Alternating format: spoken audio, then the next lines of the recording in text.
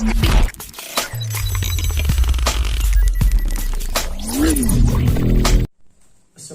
warahmatullahi wabarakatuh. Perkenalkan, nama saya Arisdianto dari kelas TIB. Di sini saya akan menjelaskan mengenai komputer. Yang pertama adalah sejarah komputer. Komputer merupakan perangkat yang saat ini banyak dipakai di kehidupan sehari-hari. Dengan adanya perangkat komputer bisa digunakan sebagai membantu aktivitas dari manusia, sehingga memudahkan semua pekerjaan. Sejarah komputer terus berkembang setiap waktu hingga sampai kita rasakan sekarang. Hal ini memang telah terbukti dengan digunakannya komputer, apalagi di setiap lini kehidupan pada zaman sekarang.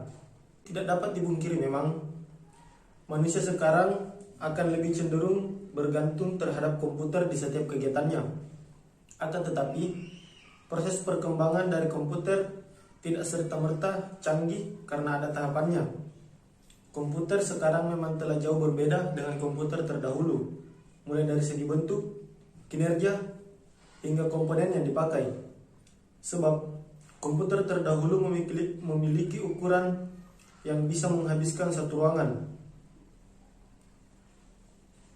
Pada tahun 1946, ialah tahun dibuatnya komputer generasi pertama dengan menggunakan tabung vakum sebagai komponen dasar pembuatannya. Tabung yang sebagai komponen dasar ini memang dikenal tidak efisien di beberapa aspek, sebab komponen tersebut cepat sekali panas ketika dipakai. Selain itu, komponen ini memerlukan daya listrik yang sangat besar dalam pengoperasiannya. Untuk komputer generasi pertama diciptakan oleh J. Presper Acker dan John Mauchly di University of Pennsylvania. Mereka berdua membangun ENIAC dengan menggunakan 18.000 tabung vakum dengan ukuran 1.800 kaki dan mempunyai berat yang mencapai sekitar 30 ton. Sejarah komputer generasi pertama ini menjadi digital elektronik yang dipakai untuk kebutuhan paling umum. Program ENIAC ini sudah dirancang pada tahun 1942, namun dimulai baru di tahun 1943 dan selesai pada tahun 1946. Saat memulai pengoperasian ENIAC membutuhkan daya listrik yang sangat besar, yaitu sekitar 140 kW. Untuk bahasa yang digunakan pada komputer generasi pertama ini adalah bahasa mesin. Bahasa ini menggunakan bahasa pemrograman yang sangat besar, dan bahasa ini hanya dimengerti oleh komputer. Dana yang diperlukan untuk membuat perangkat tersebut mencapai $1 juta. Namun kemampuan komputer generasi ini memang sangat terbatas, sehingga untuk dapat memecahkan masalah membutuhkan waktu yang lama. Adapun ciri-ciri dari komputer generasi pertama. Yang pertama, memiliki hardware ukuran yang jauh lebih besar serta memerlukan ruang yang luas. Yang kedua, interior desain sistem operasi dibuat secara spesifik dan hanya melakukan tugas tertentu. Yang ketiga, program hanya dapat dibuat memakai bahasa mesin. Yang keempat, membutuhkan daya listrik yang sangat besar. Yang keenam, menggunakan silinder magnetik untuk menyimpan data. Perlu mesin pendingin karena cepat panas, memiliki kapasitas simpan yang kecil, kinerjanya lambat, memakai konsep storage program, dan menggunakan magnetic core storage sebagai memori utama. Dan yang terakhir, menggunakan tabung hampa sebagai sirkuitnya. Kemudian untuk sejarah komputer generasi kedua. Pada tahun 1959, komponen untuk merancang komputer ialah teknologi transistor. Tabung vakum berfungsi sebagai komponen dasar di komputer. Generasi pertama telah tergantikan dengan teknologi transistor. Komponen ini dinilai jauh lebih efisien jika dibandingkan dengan tabung vakum. Untuk bahasa pemrograman juga telah dikembangkan. Jika pada generasi pertama menggunakan bahasa mesin, untuk generasi kedua diganti dengan bahasa assembly dan bahasa simbolik. Dengan menggunakan bahasa pemrograman tersebut, programmer dapat memberikan instruksi dengan kata-kata. Dengan ukuran yang jauh lebih kecil, komputer generasi kedua ini banyak digunakan di beberapa instansi seperti universitas, perusahaan, hingga pemerintahan. Adapun ciri-ciri dari komputer generasi kedua, yang pertama adalah telah menggunakan operasi bahasa pemrograman tingkat tinggi, Fortran dan COBOL. Yang kedua, kapasitas memori utama menggunakan magnetic core store. Yang ketiga, menggunakan simpanan eksternal seperti magnetic tape dan magnetic disk. Yang keempat, mampu memproses secara real time dan juga real sharing. Ukuran fisik jauh lebih kecil dibandingkan komputer di generasi pertama. Kinerjanya lebih cepat, daya listrik lebih kecil, dan yang terakhir, pemakaian program ini tidak lagi terpaku pada aplikasi bisnis, tapi juga pada aplikasi teknik.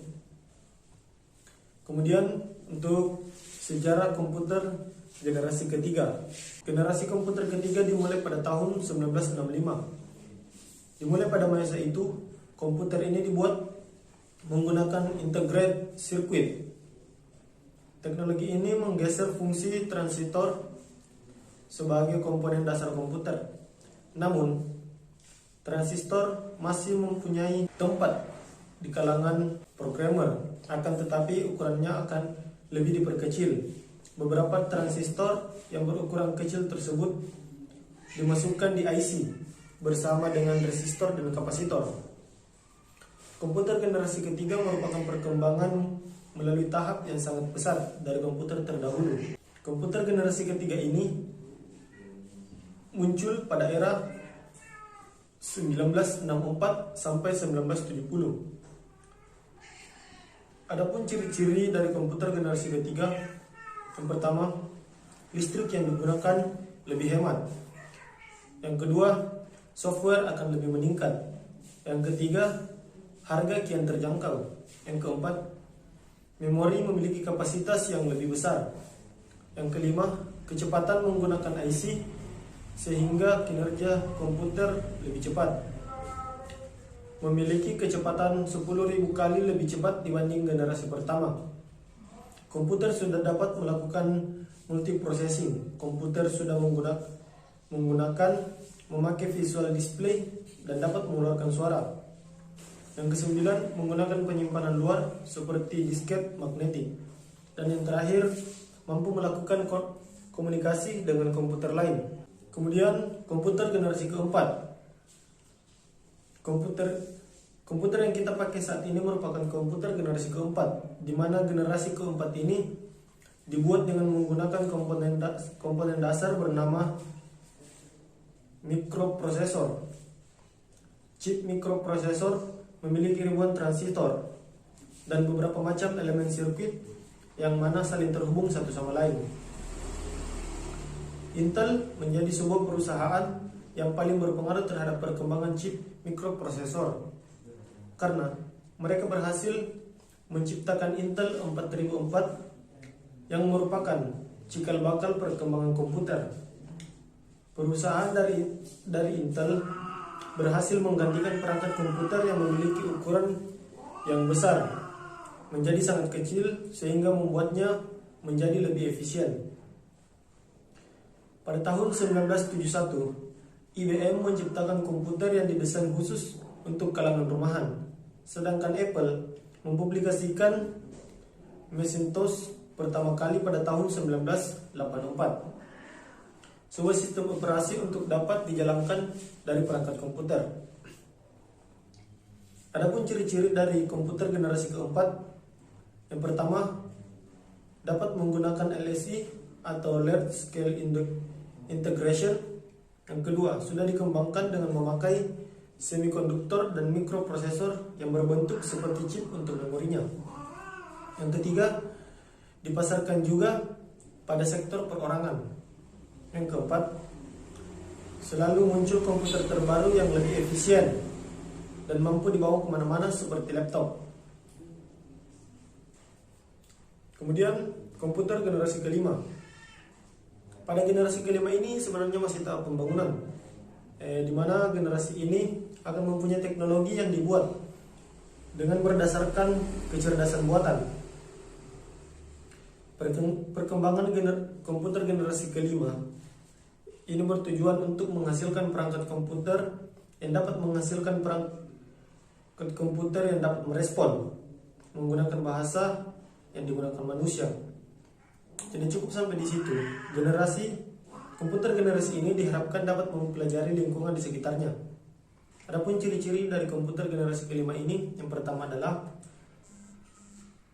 komputer masih menggunakan teknologi LSI, namun akan mempunyai banyak perkembangan. Yang kedua, memiliki fitur yang terus berkembang setiap tahunnya. Semakin cepat dalam pemrosesan informasi. Komputer memiliki kemampuan untuk mendengar, berbicara, melihat, dan pastinya lebih canggih lagi. Bahkan dapat memberikan kesimpulan layaknya manusia. Adapun sosok-sosok dari penemu dari komputer, yang pertama adalah Charles Babbage, yang kedua Alan Turing, yang ketiga Howard Aiken, yang keempat John von Neumann, yang kelima Konrad Zuse, yang ketujuh Douglas Engelbart, dan yang ke-8 Leonard Kleinrock. Kemudian komponen sistem komputer. Layaknya internet, komputer adalah benda wajib yang harus dimiliki di era digital seperti sekarang.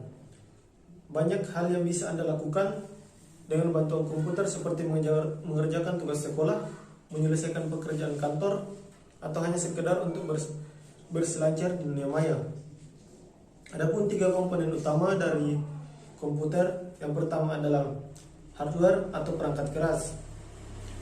Hardware merupakan perangkat keras yang kasat mata dan memiliki wujud fisik yang dapat diraba.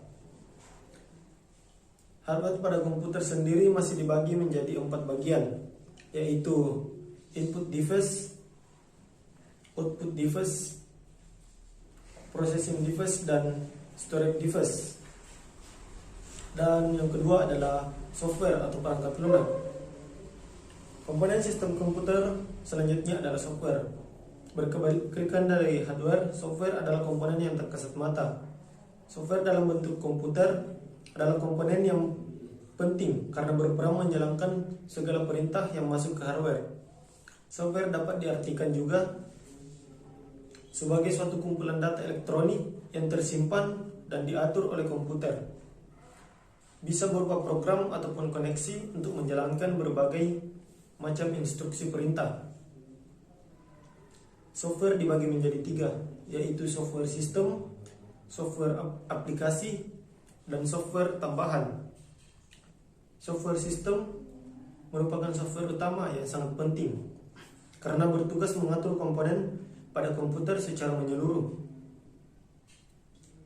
Dan yang kedua, software aplikasi adalah kategori untuk software yang digunakan oleh user untuk menyelesaikan sebuah tugas tertentu.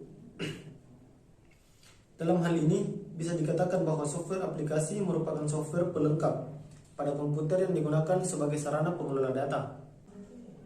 Dan yang terakhir adalah software tambahan, di mana software yang menjalankan tugas-tugas khusus atau tambahan sekaligus melindungi hardware.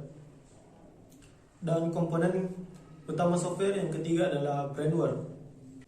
Brainware sendiri yaitu adalah orang yang menjalankan atau mengoperasikan komputer. Brainware sangat penting karena komputer tidak dapat bermanfaat jika tidak dioperasikan oleh manusia. Jadi, brainware adalah setiap orang yang terlibat dalam kegiatan-kegiatan pemanfaatan komputer.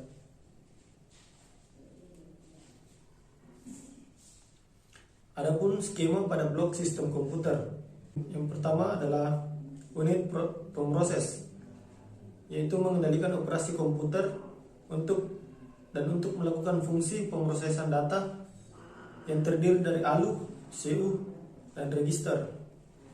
Pemrosesan CPU merupakan otak dari sistem komputer, berfungsi mengendalikan operasi komputer di dalam pemrosesan data, menghitung operasi logik, dan pengiriman data dengan membaca instruksi dari memori dan mengeksekusi.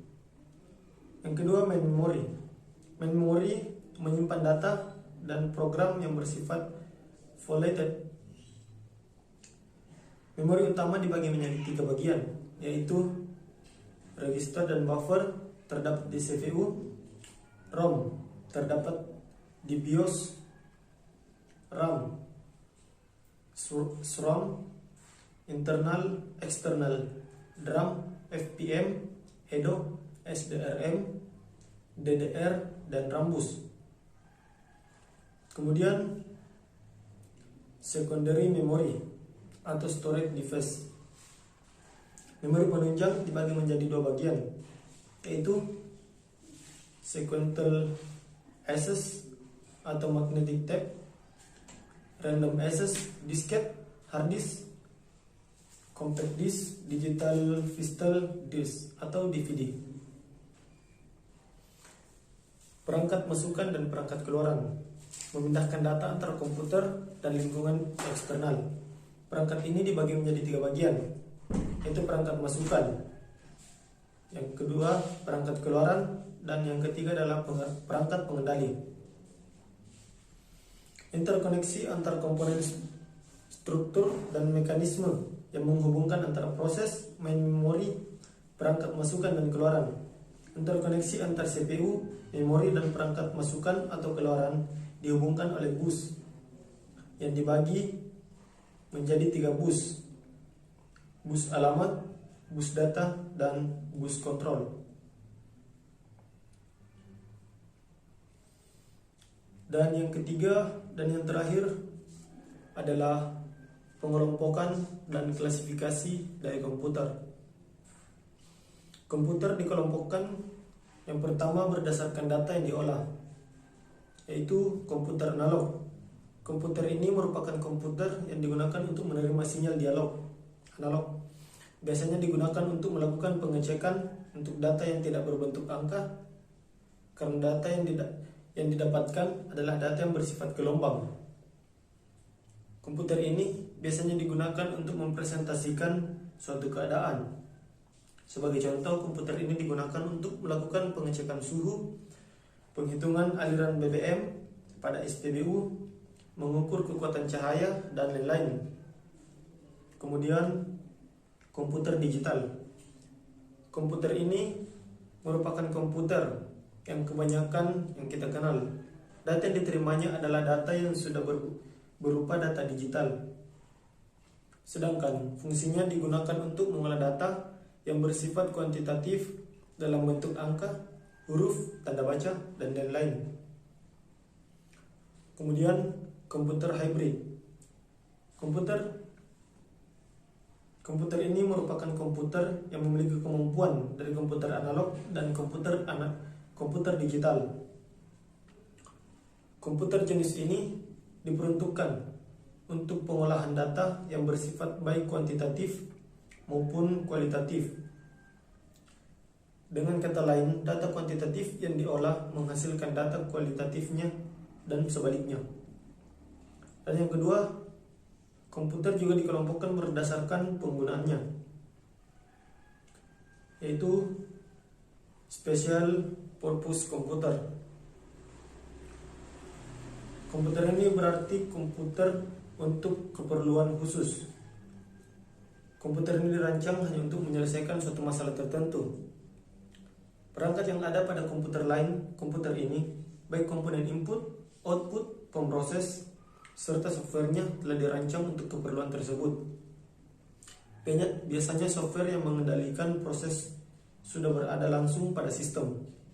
Contoh dari special purpose komputer ini adalah komputer yang digunakan untuk kasir pada supermarket. Kemudian, general purpose komputer merupakan komputer yang dibuat untuk keperluan secara umum, sehingga komputer tersebut dapat digunakan untuk mengerjakan berbagai macam pekerjaan sesuai dengan kemampuan dan usernya. Personal komputer merupakan salah satu contoh dari kategori ini. Kemudian yang ketiga adalah pengelompokan komputer berdasarkan skala kemampuannya. Berikut ini kategori komputer yang dilihat berdasarkan kemampuannya untuk memproses baik dalam melayani user, pemrosesan aplikasi, dan kemampuan untuk melaksanakan tugas dalam banyak hal sekaligus pada saat bersamaan. Kemudian small scale komputer. Komputer skala kecil merupakan komputer yang memiliki kemampuan proses dalam jumlah kecil. Komputer yang termasuk dalam kategori ini adalah komputer desktop atau komputer pribadi yang umumnya digunakan oleh satu orang pada satu saat. Kemudian medium scale komputer. Komputer untuk skala menengah. Komputer yang termasuk dalam komputer kategori ini adalah komputer mini yang biasanya melayani penggunanya pada dalam terminal. Kemudian ada large scale komputer. Komputer untuk skala besar. Komputer ini termasuk dalam kategori adalah komputer mainframe. Pada mesin tersebut dapat diakses beramai-ramai dan sudah dilengkapi dengan perangkat dan software yang lengkap. Penggunanya pun untuk pengelolaan perhitungan dan kemampuan yang cukup rumit untuk diselesaikan oleh komputer medium dan small.